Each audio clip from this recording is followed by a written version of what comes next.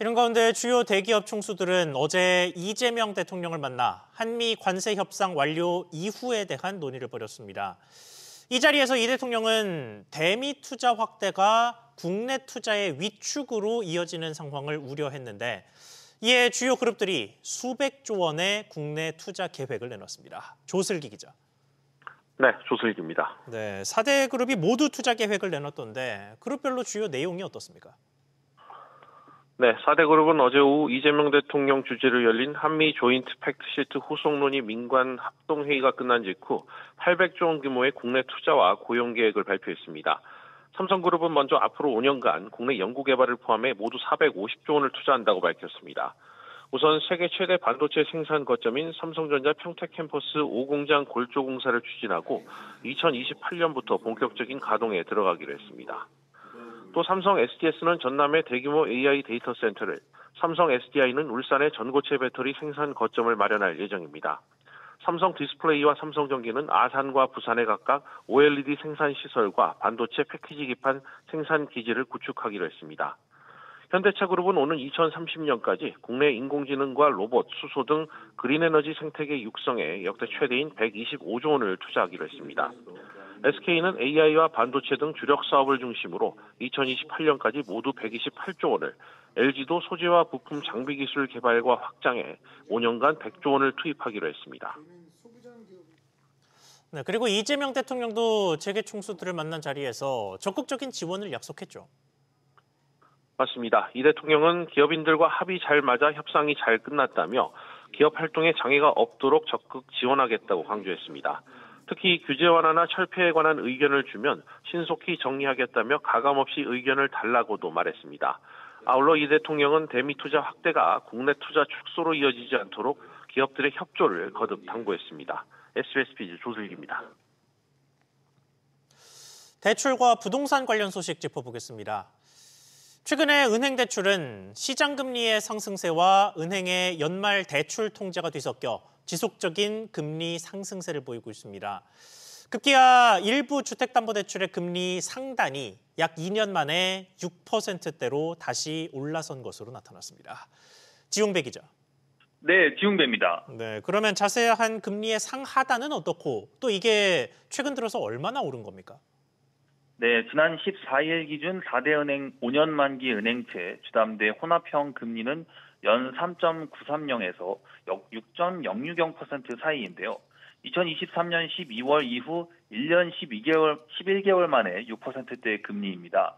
8월 말과 비교하면 상단과 하단이 각각 0.514%포인트, 0.470%포인트 높아졌습니다.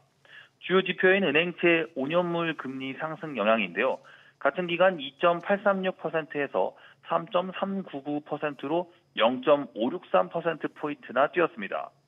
1등급 1년물 신용대출 금리는 연 3.520, 4.990%에서 3.790, 5.250%로 상승했습니다. 상단이 0.260%포인트에서 하단이 0.270%포인트씩 높아졌습니다. 역시 은행채 1년물 금리가 0.338%포인트 뛴 탓입니다. 주택담보대출 변동금리 역시 상단이 0.263%포인트나 올랐습니다. 지표금리가 오르는 데다 부동산 대출 규제까지 겹치면서 은행들이 가산금리를 더 올린 영향으로 풀이됩니다. 네, 그러니까 수치를 보면 근본적으로는 대부분 시장금리가 문제인데 시장금리는 왜 오르는 겁니까? 네, 미국 연방준비제도와 우리 한국은행 모두 기준금리를 더 낮추기 어려울 것이라는 판단이 반영된 걸로 보입니다. 앞서 이창용 한은 총재는 지난주 외신 인터뷰에서 금리 인하의 규모와 시기, 방향 전환 여부까지 새로운 데이터에 달려있다고 말했는데요. 시장에선 이 총재 발언을 금리 인하 중단이나 나아가 인상 가능성으로 해석해 우리 채권 시장에서 대다수 국고채 금리가 연중 최고점을 찍기도 했습니다. 집값과 환율 불안에다 이달 한국은행이 기준금리를 동결할 거란 관측에 무게가 실리면서 금리는 오르고 대출문은 더 좁아지는 흐름이 올해 연말까지 이어질 전망입니다. SBS 비즈 지웅배입니다. 이 와중에 일부 은행에서는 기묘한 현상이 나타났습니다. 저신용 구간에 있는 대출자들의 금리가 중신용자들보다 오히려 저렴한 그러니까 나쁜 신용도에도 더 좋은 금리를 받는 역전 현상이 나타난 건데 자세한 현상의 내용과 배경 짚어보겠습니다. 오수영 기자. 네, 오수영입니다. 네, 은행별로 어떻게 역전이 나타났습니까? 네, 카카오뱅크의 역전 현상이 가장 도드라졌는데요. 601점에서 650점 구간에서는 5.48%의 금리를 기록했으나 이후 50점 구간별로 5.91%에서 5.93%, 그 다음이 5.95% 등을 기록했습니다. 신용점수 800점대까지 3개 구간 연속으로 신용점수가 높아질수록 금리 부담이 커졌습니다. 이후 801점에서 850점 구간에서 5.54%로 금리가 낮아지기 시작했지만 여전히 601점에서 650점 구간보다 높았고 851점에서 900점 구간에 들어서서야 4.58%로 역전이 해소됐습니다. 5대 은행 중에서 신한은행은 저신용자부터 같은 50점 간격 구간별로 7.49%에서 7.72%, 그 다음 6.66%에서 5.82% 순서를 기록했습니다. 하나은행에서는 중신용자인 701점에서 750점 구간의 금리가 4.36%를 기록한 반면 한 단계 높은 750점에서 800점 구간의 금리가 4.41%로 더 높은 역전 현상이 관측됐습니다. 농협은행의 경우 공시 구간 중 가장 신용도가 낮은 600점 이하 신용점수대의 대출 금리는 5.98%였는데 바로 위에 601점에서 650점 구간의 금리는 6.19%로 오히려 높았습니다. 651점에서 700점대도 6.11%로 역시 600점 이하보다 높았지만 701점에서 750점 구간에서는 5.3%로 금리가 급격히 하락해서 최저신용자보다도 금리가 낮아졌습니다. 네, 그러면 이런 현상이 왜 일어나는 겁니까? 네, 앞서 이재명 대통령은 현재 금융제도는 가난한 사람이 비싼 이자를 강요받는 금융계급제가 된 것 아니냐고 지적한 바 있습니다. 이후 은행권이 저신용자 부담을 낮추기 위한 포용금융 조치를 서두르면서 일반적인 금융시장 원리에서 벗어난 이례적인 금리 역전이 나타났다는 분석입니다. 은행권에서는 이 상황이 일시적으로 끝나지 않고 역전 폭이 확대될 가능성도 있다고 보고 있는데요. 이 현상이 장기화되면 성실 상환자 역차별 등 부작용이 커질 수 있어서 논란이 커지고 있습니다. SBS 비즈 오수영입니다.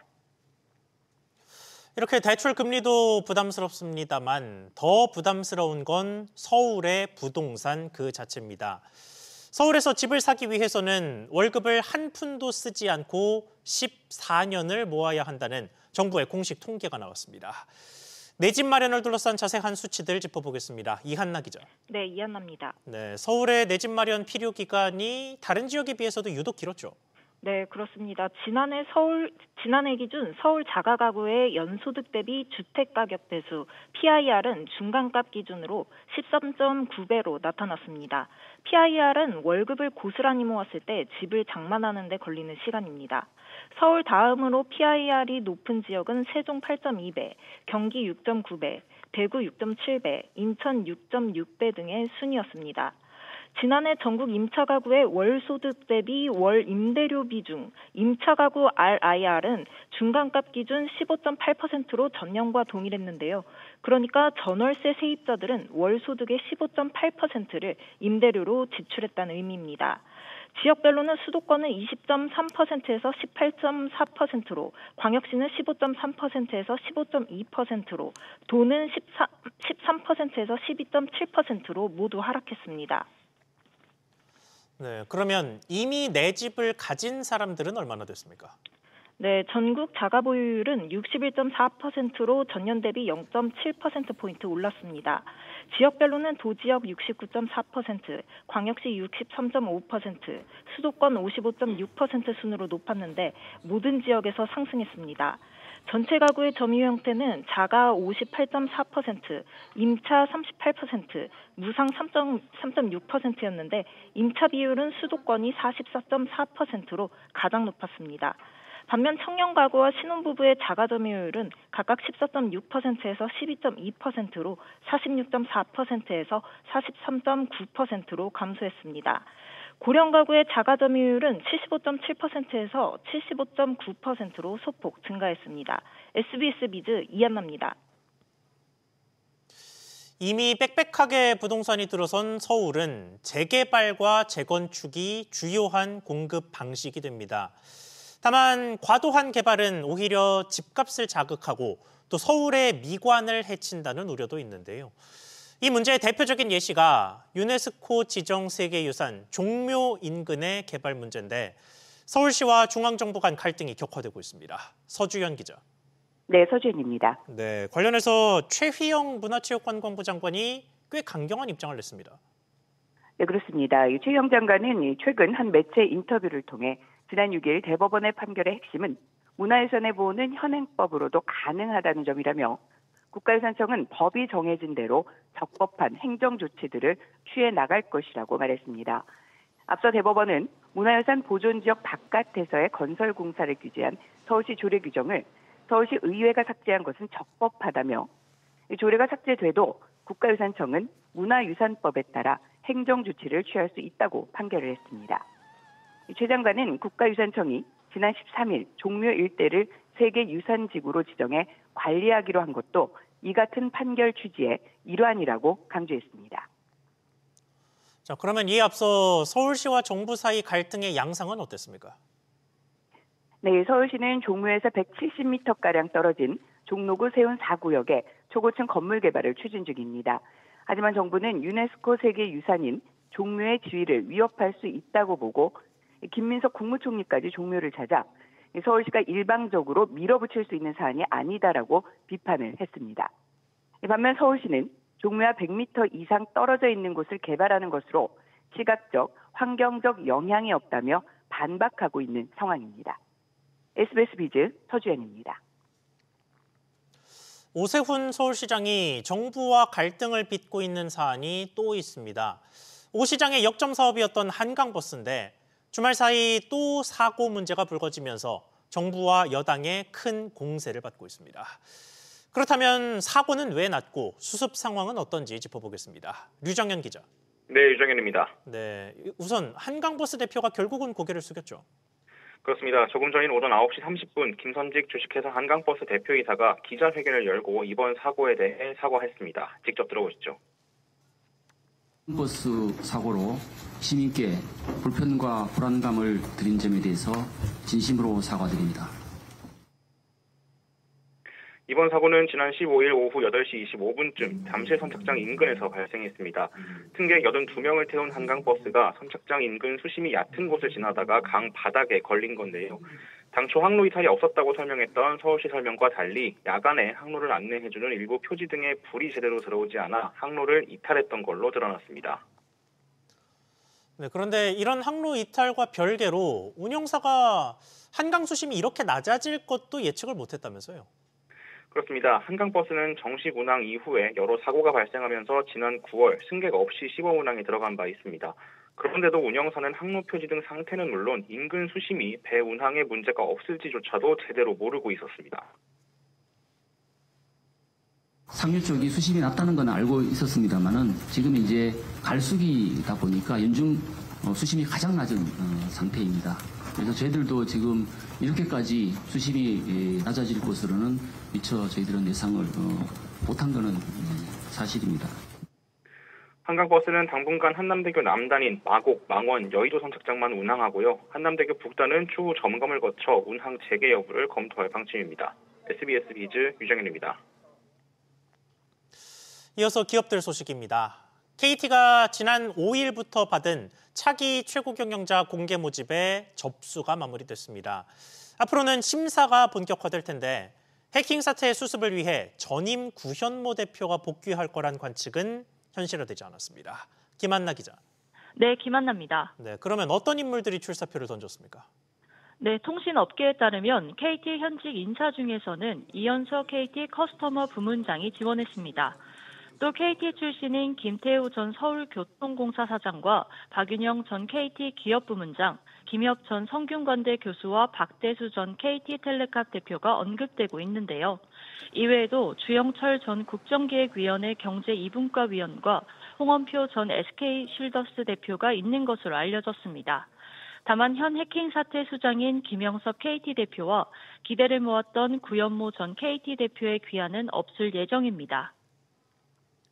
네, 심사가 끝나고 올해 안에 최종 후보가 결정되는 구조죠. 네, 그렇습니다.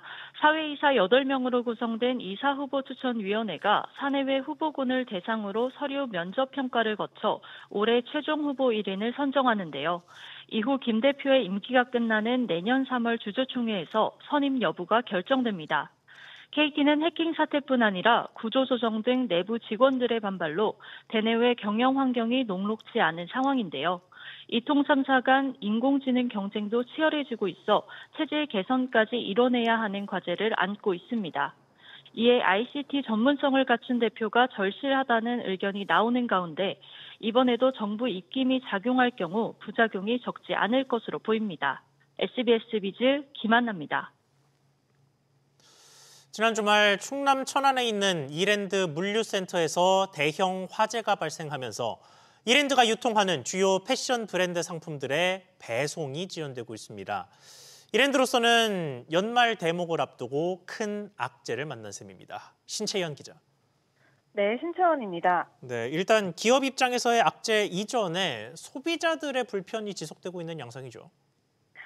네, 이랜드월드가 국내 유통하는 인기 브랜드 뉴발란스는 고객사와 주문 고객 등의 예상치 못한 지연 이슈가 발생해 일부 주문의 출고가 평소보다 늦어지고 있다며 순차적으로 출고를 준비 중이라고 안내하고 있습니다. 뉴발란스뿐 아니라 스파오와 후아유, 로엠 등 이랜드 패션 계열 수입 10개 브랜드 모두 배송에 차질을 빚고 있는데요. 재고 부족으로 인한 고객 불편이 당분간 이어질 것으로 보입니다. 이번에 화재가 발생한 천안 물류센터는 5개 층의 축구장 27개 넓이로 전국 이랜드 물류센터 중 규모가 가장 큰데요. 현재도 잔불 정리가 진행되고 있고 정확한 사고 원인 파악에도 시일이 걸릴 전망입니다.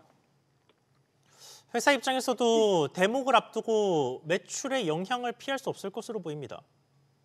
네, 해당 물류센터에는 의류와 신발 등 1,100만여 개 물품이 보관돼 있었던 것으로 추산되는데 사실상 건물 전체가 전소된 상태입니다. 연말은 패션 소비 수요가 높아 연중 최대 성수기로 꼽히는데 그룹 전체 매출에서 패션 부문이 51%를 차지하는 이랜드로선 이번 화재로 실적 타격이 작지 않을 전망입니다. SBS 비즈 신채원입니다.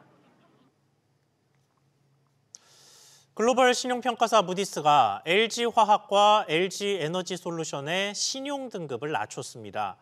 특히 LG화학의 경우에는 지난해 한 차례 하향에 이어서 1년 만에 또 강등이 이루어졌습니다. 이유가 뭔지 짚어보겠습니다. 이정민 기자. 네, 이정민입니다. 네, 회사별로 좀 나눠서 보겠습니다. LG화학의 신용 등급에는 무슨 일이 벌어진 겁니까? 네, 무디스는 지난 14일 LG화학의 신용등급을 기존 BAA1에서 BAA2로 하향 조정했다고 오늘 밝혔습니다. 무디스의 BAA2는 스탠더드 앤 푸어스와 피치의 트리플 B에 대응하는 등급입니다. 무디스는 앞서 지난해 12월 LG화학의 신용등급을 A3에서 BAA1으로 한 차례 내렸었는데요. 11개월 만에 또 하향 조정에 나섰습니다. 무디스는 LG화학의 연결 기준 레버리지가 앞으로 12에서 18개월간 높은 수준을 유지할 거라는 예상을 반영한 거라며 일부 개선에도 주요 사업 부문의 실적 부진과 부채 증가가 지속할 것이라고 말했습니다. 네, LG화학의 주요 자회사인 LG에너지솔루션의 신용 등급도 같이 내려갔죠. 그렇습니다. LG에너지솔루션의 신용 등급도 기존 BAA1에서 BA2로 낮췄습니다.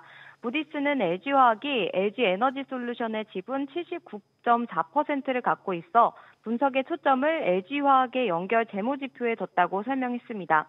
무디스는 석유화학과 양극재 실적 부진 지속 등이 이어지며 LG화학의 상각전 영업이익 대비 조정 순부채가 지난해 3.3배에서 올해와 내년에는 3.4에서 3.7배로 상승할 것으로 추정했는데요. 이에 따라 LG에너지솔루션의 등급도 낮췄습니다. 다만 2026년 이후에는 LG에너지솔루션이 ESS를 중심으로 포트폴리오를 넓히는 과정에서 미국의 전기차 수요 회복이 겹치며 삼각전 영업이익 성장이 가속할 것으로 내다봐 등급 전망은 안정적으로 평가했습니다. SBS 비즈 이정민입니다. 2년여간 지속됐던 의정 갈등이 마무리된 지 2달 만에 의료계가 또 총력 투쟁을 예고했습니다. 정부와 국회가 추진 중인 의료법 개정에 반발하고 나선 건데 이번에는 또 어떤 사안인지 짚어보겠습니다. 오정인 기자. 네, 오정인입니다. 네, 이번에 의료계가 문제 삼는 내용이 뭡니까? 네, 의료계는 정부가 개편을 추진 중인 성분명 처방과 검체검사 위스탁 제도, 한의사 엑스레이 허용 등을 3대 악법이라고 규정하고 있습니다. 어제 의사단체는 국회 앞에 모여 현실과 동떨어진 입법과 정치를 강요하면 주저없이 강경 투쟁에 나서겠다는 입장을 밝혔습니다. 국회와 정부는 의사의 전문적인 처방권마저 송두리째 빼앗으려 하고 있습니다. 국민의 건강을 제1선에서 지키는 1차 의료기관을 벼랑 끝으로 내모는 폭거입니다. 모든 의료 확보의 추진을 즉각 중단하십시오. 네, 지금 지적된 문제들 중에 한의사 엑스레이 허용은 특별히 깊게 들어가지 않아도 어떤 문제인지 알겠습니다만 성분명 처방과 검체 검사는 어떤 문제입니까? 네, 현재 의사는 특정 제품명으로 처방전을 내주는데요. 정부는 의사는 성분명으로만 처방을 내고 약사가 수급 상황 등을 고려해 제품을 선택할 수 있도록 하는 방안을 추진 중입니다. 필수 의약품 수급 불안을 해소하기 위한 방편이라는 게 정부 설명이지만 의료계는 의약분업 원칙을 명백히 무너뜨리는 행위라는 주장입니다.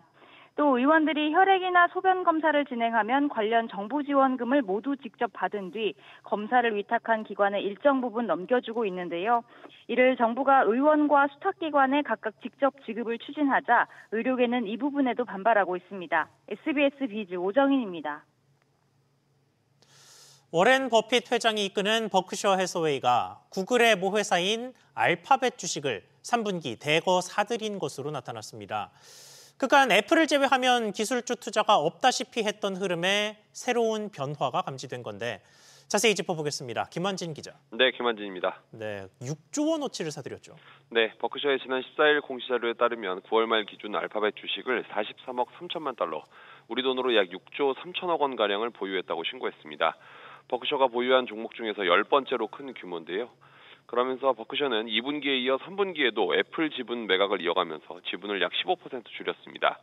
버크셔 포트폴리오에서 2년 전까지만 해도 74% 수준이었던 애플의 비중은 현재 21%로 떨어졌습니다. 그렇게 애플 주식은 팔면서 알파벳을 산 이유는 뭘까요? 네, 버크셔는 과거 IBM 투자 성과가 부진했던 것 등의 이유로 애플을 제외한 기술주 투자에는 신중하게 접근을 해왔습니다. 다만 알파벳의 주가는 AI 붐을 타고 올해 들어서만 이미 50%가량 오르긴 했지만 기술 투자를 지속적으로 강화하면서 시장 존재감을 계속 높이고 있는데요. 따라서 이번 투자는 알파벳의 미래 성장 가능성을 보고 주가에 추가 상승 여력이 있다고 판단한 것으로 풀이됩니다. 자체 텐서 처리 장치 TPU 칩을 기반으로 한 원가 경쟁력과 방대한 데이터 자산이 경기 변동이나 자금 조달 환경 악화 등 변수에 대응하는 배경으로 꼽히고요. 알파벳의 내년도 주가 수익 비율 전망치가 26.3배로 마이크로소프트보다 20%가량 낮아서 주가가 상대적으로 저렴하게 거래된다는 점도 매력적인 요인입니다. 반대로 애플은 AI 전략 공개가 늦어지면서 혁신 동력이 둔화되고 있다는 점이 지속적인 지분 축소로 이어지고 있습니다. SBS 비즈 김한진입니다.